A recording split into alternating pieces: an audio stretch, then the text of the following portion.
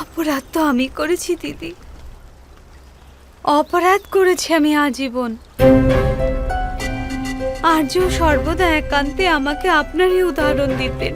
শরীরের সৌন্দর্য স্বচ্ছ চরিত্রের শৃঙ্গার হয়, হীন চরিত্রের আবরণ নয়। সত্যি এক মুহূর্তের জন্য যদি আর্য পূর্ণরূপে আমার হতে পারতেন, এক ক্ষণের জন্য, তবে আমার দ্বারা আজ এত বড় অপরাধ হতোই না।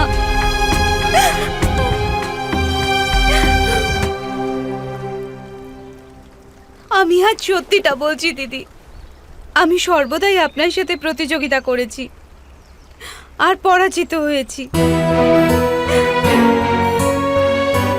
আমার জন্য আর্যের অভিশাপ লাগলো,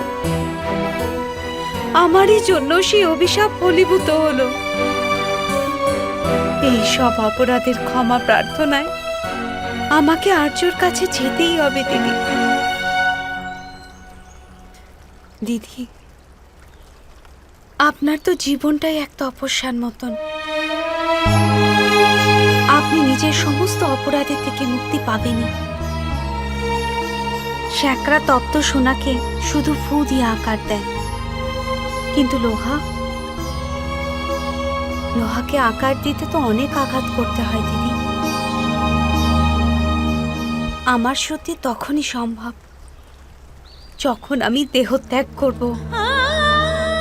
আর যতটা মমতা আপনি আমার পুত্রদের দিতে পারবেন দিদি, ততটা হয়তো আমি আপনার পুত্রদের দিতে পারবো না। তাই এবার আর্যের সেবা করার সুযোগ আমাকে দিন দিদি।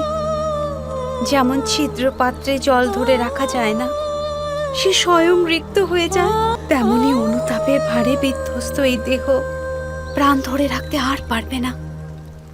আমি তোমাকে অনুমতি দিতে পারবো না মন্ত্রী। আমি প্রথম পত্নী মহারাজের। মন্ত্রী!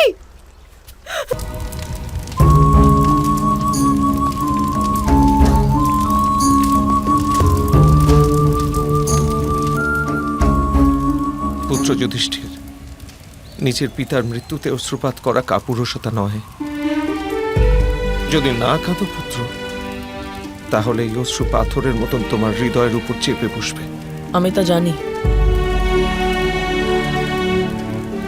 রাত্রে একান্তে অনেক অশ্রু ঝরবে,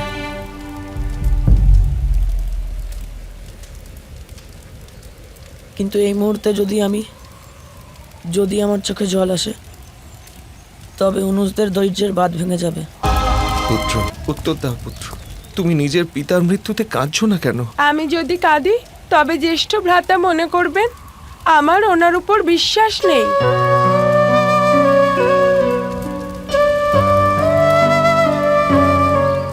আজ থেকে আমাদের 4 ভ্রাতার জন্য জ্যেষ্ঠই পিতার স্থানে হবেন।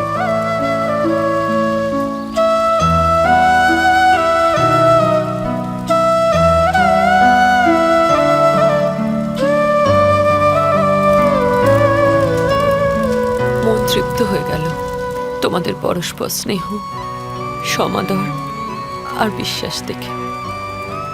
এই ঐক্যবদ্ধতা কখনো নষ্ট হতে দিও না। পক্ষীর ডানা থেকে ঝরে পড়া পালক ভূমিতে এসে পড়ে, সে আর কখনো উঠতে পারে না। যে পরিবারের থেকে ভিন্ন হয়ে যায়, তার জীবন থেকে ওড়ার ক্ষমতাই হারিয়ে যায়। পুত্র, তোমাদের এই ধৈর্য অতুলনীয়, কিন্তু শোকের সময় নিজের অশ্রুধারা রোধ করো না।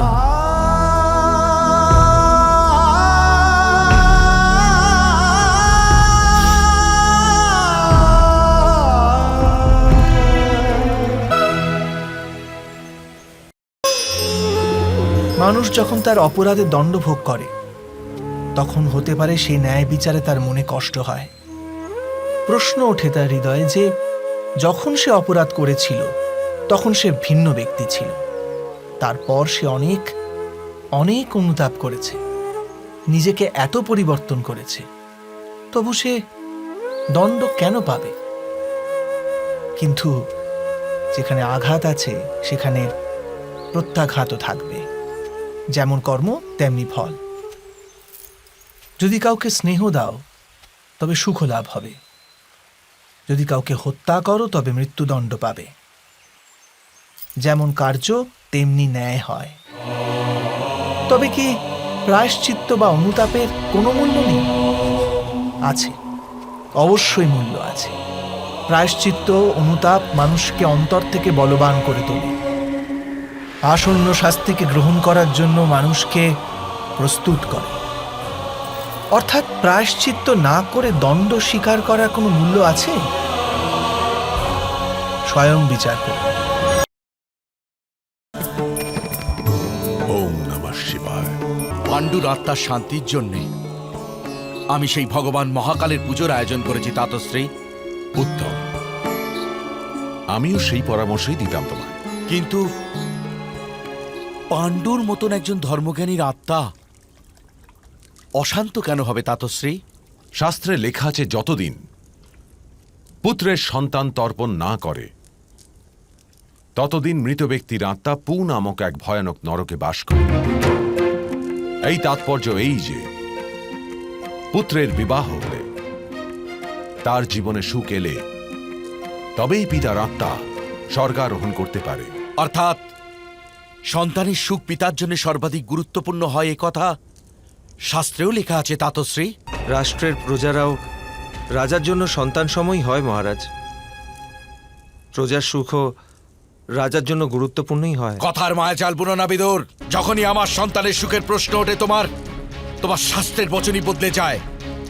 এমন নয় জ্যেষ্ঠ। এমন যদি না হয় তবে যখনই দুর্যোধনের যুবরাজ অভিষেকের প্রসঙ্গ ওঠে তখনই তুমি তার বিরোধিতা কেন করো? বিরোধিতা কুমার দুর্যোধনের জন্য নয় জ্যেষ্ঠ, কেবল তার অভিষেকের সময় আসেনি এখনো। দক্ষিণে মলাঞ্চল পর্বতের অধিবাসী ভিল নারীরা চন্দন বৃক্ষের কাষ্ঠ দিয়ে জ্বালানি প্রস্তুত করে। এ তো আপনিও জানেন, যে বস্তু সহজেই লাভ করা যায় তার প্রতি মানুষের মূল্যবোধ জন্মায় না, আর তার গুরুদায়িত্বের বোধও উদয় হয় না মনে। সম্প্রতি মথুরার রাজা কংসের বধ তারই ভগিনে ওর হাতে হয়েছে। এই সূচনা তুমি নিশ্চয়ই পেয়ে গেছো পুত্র। প্রজাদের হৃদয়ে যে রাজার প্রতি সম্মান আর শ্রদ্ধা না থাকে, সে অধিক সময় রাজত্ব করতে পারে না। এক অযোগ্য রাজা হয়ে ভবিষ্যতে দুর্যোধনেরও এমন গতি হোক, এটাই কি তোমার ইচ্ছা পুত্র? তাহলে যোগ্যতার এমনই কোনো পরীক্ষা নির্ধারণ করুন তাতশ্রী।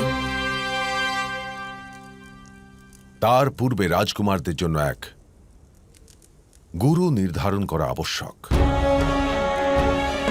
রাজকুমাররা গুরুকুলে গিয়ে শিক্ষা গ্রহণ আর যোগ্যতা অর্জন করবে।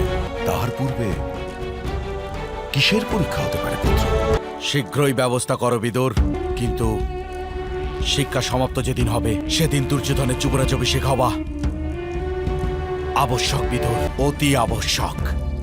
শিক্ষা পর্ব পূর্ণ হওয়ার পর যে রাজকুমার সুযোগ্য হবে তাকেই যুবরাজ নিযুক্ত করা হবে। আমি কথা দিলাম, কিন্তু সেই নির্ণয় তোমাকে রাজার মতন করতে হবে, পিতার মতন নয়।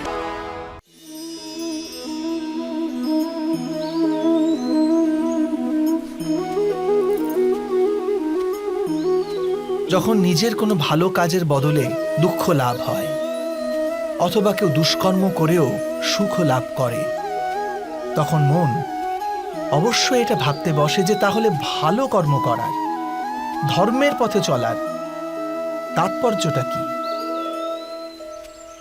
কিন্তু দুরাত্মাকে কি ভোগ করতে হয় সেটাও দেখুন। দুষ্কর্ম যে করে তার হৃদয় সর্বদা চঞ্চল থাকে, ব্যাকুল হতে থাকে। মনে সর্বদা নতুন নতুন সংঘর্ষ উৎপন্ন হয়। অবিশ্বাস তাকে সারা জীবন ছোটাতে থাকে। একে কি সুখ বলে? যে ব্যক্তি ধর্মের পথে চলে, সর্বদা সুকর্মে রত থাকে, সৎ চরিত্র ব্যক্তির হৃদয় সর্বদা শান্ত থাকে। পরিস্থিতি তার জীবনে সুখের পথে বাধা হয়ে দাঁড়ায় না।